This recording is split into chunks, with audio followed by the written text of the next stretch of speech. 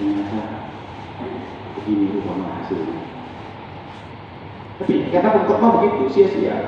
Mau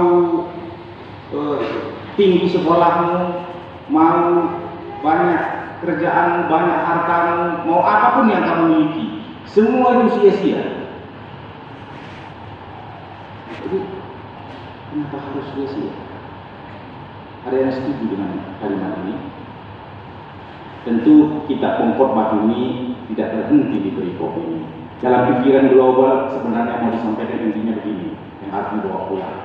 Semuanya sia-sia, mau mukanya glowing, mau operasi plastik, mau yang bagaimanapun, mau menyumbang banyak, mau pelayanan banyak, mau kerja banyak, semuanya sia-sia. Kalau tidak demi Tuhan, itu yang kaya. Kalau tidak untuk Tuhan, sudah selesai pertanyaan. Dalam bacaan Injil dipersempit lagi, ya, kesia-siaan itu Yesus dalam pertanyaan orang Yahudi itu dipersempit masalah harta. Pertama kan, Yesus juga mengatakan hal yang sama. Ada orang kaya, ya kan? Lalu di zaman Yesus lah, yang punya tanah besar, yang punya tuan tanah, yang punya banyak domba, kira-kira seperti itu orang kaya. Lalu dia mulai mengkalkulasi lah kira-kira hasilnya 1 tahun habisnya untuk apa, berapa, dikalkulasikan. Kalau milik zaman sekarang ini diinvestkan kira-kira, ya kan? Oh, di BCA udah ada sekian, di sana ada sekian, di sana ada properti saya sekian, di sini sekian.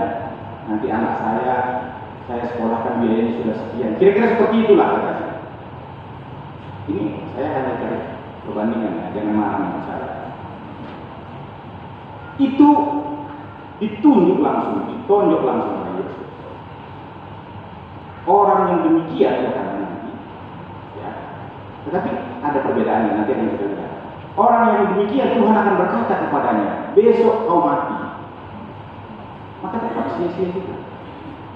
Tetapi yang disampaikan oleh Yesus, karena dia ada di situ, pengkhotbah mengatakan dekat dengan Tuhan, karena Yesus ada di situ, itu semua sia-sia kalau kamu tidak melihat, tidak percaya kepadaku. Kalau kamu menutup dirimu, kalau kamu mengumpulkan harta untukmu,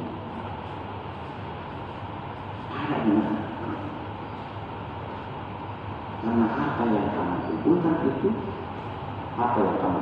itu, akan mati bersama dengan kamu. Amin. Amin. Dia memang belum selesai berdoa. Tapi betul, harta itu akan mati bersama dengan kita. Ada yang mati bawahnya hartanya dan bisa belanja-belanja di sana. Hah?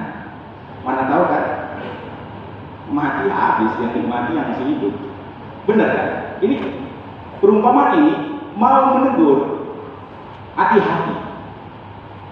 Orang kaya yang dimaksud di sini memang dikecilkan dia dengan dihubungkan dengan harta, tetapi yang mau dikatakan adalah orang yang menutup dirinya untuk dirinya sendiri.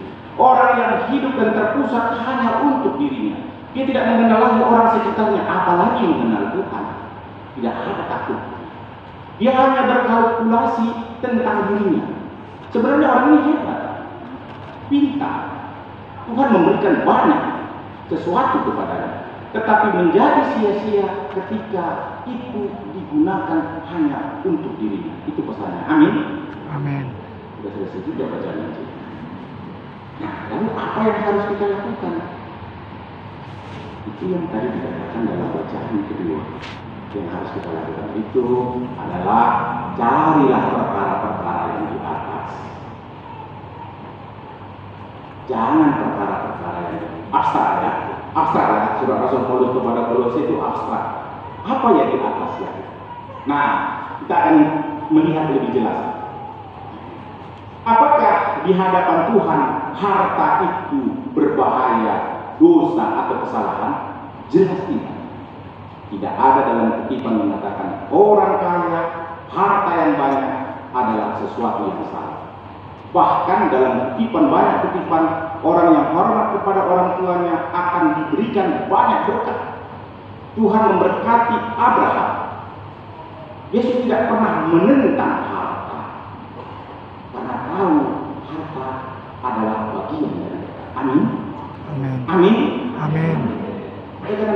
istilah dengan khotbah ini mengejar harta. Kejarlah dan kumpulkanlah harta.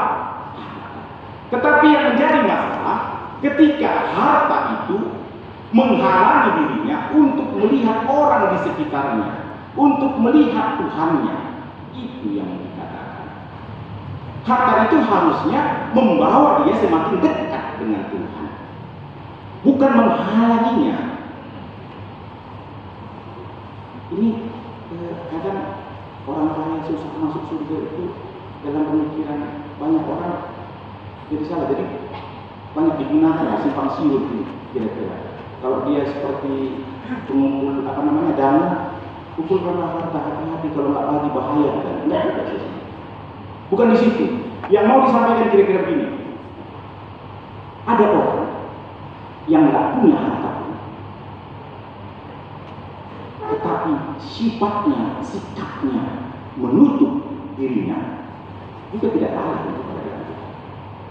Orang itu kaya untuk dirinya. Misalnya ya, saya apalah yang mau saya beri, kan adalah mereka-mereka aja yang selesaikan. Saya gaji juga pas-pasan, makan juga susah. Tuhan juga tahu kalau saya itu nyumbang. Kayak orang seperti itu yang ditegur itu. Ini orang yang hanya berpusat untuk dirinya sendiri.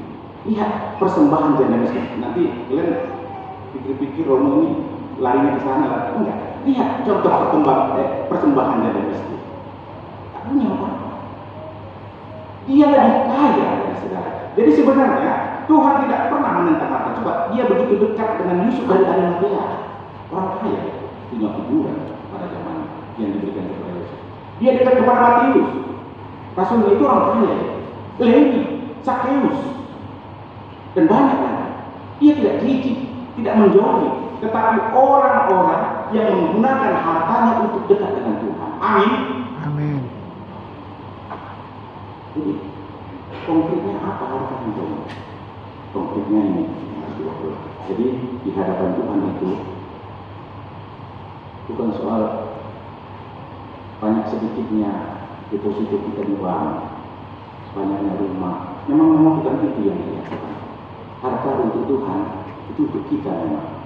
Seperti yang kita katakan, itu bisa kita gunakan untuk mendekatkan dengan Tuhan. Tapi harta Tuhan itu adalah seberapa banyak kita berbuat baik, seberapa banyak kita berbuat kasih. Kalau dalam keluarga, istri-istri ini seberapa sering kalian tersenyum kepada suami kalian, seberapa sering kalian mengampuni suami kalian, seberapa sering kalian bersabar. Itulah harta, bukan panjangnya usia, bukan banyaknya. Harta ada di sana, ukurannya jelas. Seberapa kita murah hati kepada orang, seberapa banyak kasih di dalam diri kita. Amin. Jelas pesannya? Kalau sudah amin, maka mari kita lanjutkan dengan aku percaya.